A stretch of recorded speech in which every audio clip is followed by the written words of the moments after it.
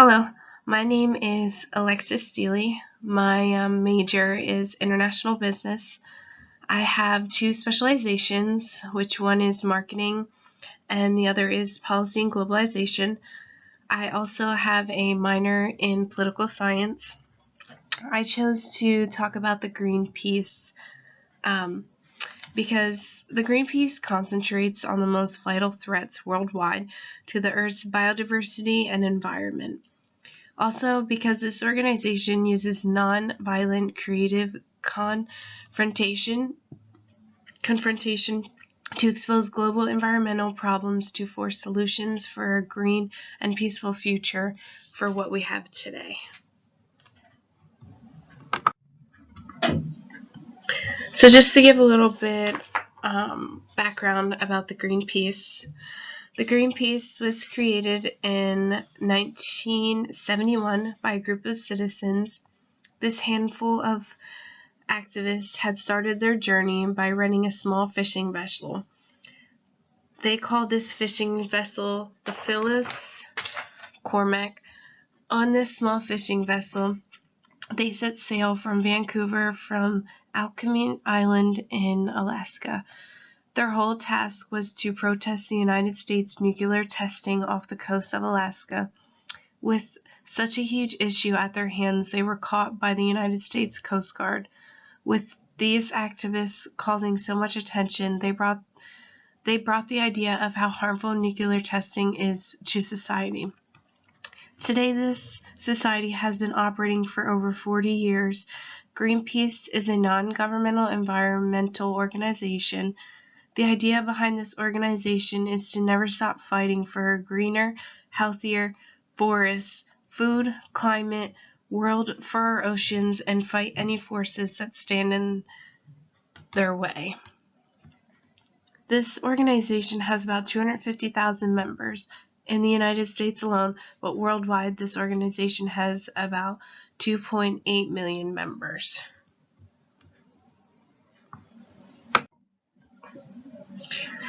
Their mission is a global, independent, campaigning organization that uses peaceful protests and creative communication to expose global environmental problems and promote solutions that are essential to a green and peaceful future. What this company relies on is the value, diversity of people, perspective, and cultural experience through which the Greenpeace tries to get social justice.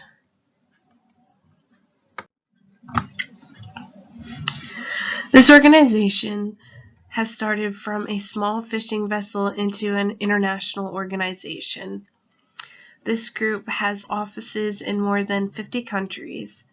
Some of the threats that this society focuses on is saving the Arctic, protecting forests, fighting global warming, protecting our oceans, living toxic-free, promoting sustainable food, and defending democracy.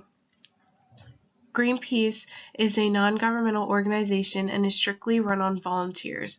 This group has opportunities for anyone to get involved. You can help by donating to this organization, being an activist, or even volunteer opportunities. This organization faces a lot of challenges, such as the systems of power and privilege that hurt the environment. Greenpeace has about 2.8 million members worldwide, which provides individual contributions from their funding. This organization accepts no solicit contributions from corporations, the government, or endorsements from political candidates.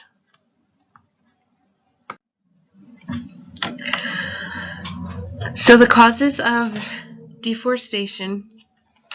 Drivers that causing the deforestation is agriculture business, illegal logging, mining, roads, and hydroelectric dams. Agricultural business is being used to clear large areas to make more space for livestock and crops, which, yes, this is ideal for our growing population. But over time, with the large areas being cleared so quickly, the forest doesn't have time to remake itself, so they just keep clearing more lands. Along with illegal logging, it is a huge fashionable industry. It is said that illegally, this industry makes up for more than 10% of the global trade, which makes a profit more than $150 billion in a year. Mining is another factor that not only forests need to be cleared for this, but pollution in the ecosystem arises along with the runoff after the mining has occurred. Roads. As population increases, so does the demand for travel. This is a huge impact on the wildlife and gives illegal loggers an easier access to get into the forest. Finally, the hydroelectric dams can also cause huge flooding that are not natural in the rainforest. This has such consequences such as flooding, forest loss, movement of forest communities, and habitat degradation. It is estimated that about 20% of the world's rainforest is remaining intact. That is about 23 million acres that is lost each year. So protecting the forest is crucial to stop deforestation and degradation from the human control. But also, this organization protects the Amazon, the Burro Forest, the Congo Basin, Great Bear Rainforest, and Indonesia from all these causes of deforestation. So what major supporters are involved in the Greenpeace? Regarding protecting these forests, Greenpeace works closely with First Nations, governments, unions, and other forest companies to ensure that the valuable forest products are not overabused.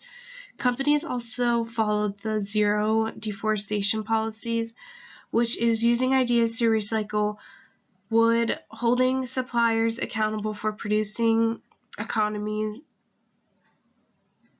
commodities, and a third-party certification system, which is known as the Forest Steward Council, for non-recyclable products. Secondly, this organization stands with the rights of the indigenous people. These human rights issues affect about 1.2 to 1.7 billion people worldwide. Forests are home to the indigenous people for over tens of thousands of years that they must respect when they have the rights to the lands. But governments and corporations tend to overlook the rights of the land that the indigenous people have and take down the forests. So finally, one can use the idea of sustainable products. Individuals can use products that are recycled or certified sustainable wood products in their daily routine to help minimize this problem. But in the United States, Greenpeace supporters support laws that help to stop any illegal wood products to stop entering the market. For example, the Endangered Species Act, the Wilderness Act, and the Roadless Act. A regional rule that is in the United States that is followed is the Amazon Soy Moratorium. Another global treaty would be the Convention on the International Trade in Endangered Species. To stop deforestation, we not only need countries to have set regulations, but we also need it to be followed globally. For example, a commitment for corporations and governments, specifically in developing nations, to follow to reduce greenhouse emissions is forced for a climate. This is specifically for the nations that have rainforests already established on their lands and to reduce the population to them. This international funding mechanism is to plant in an incentive to the developing countries to keep up to date and continually improve on their forest protection programs on their country as their country develops.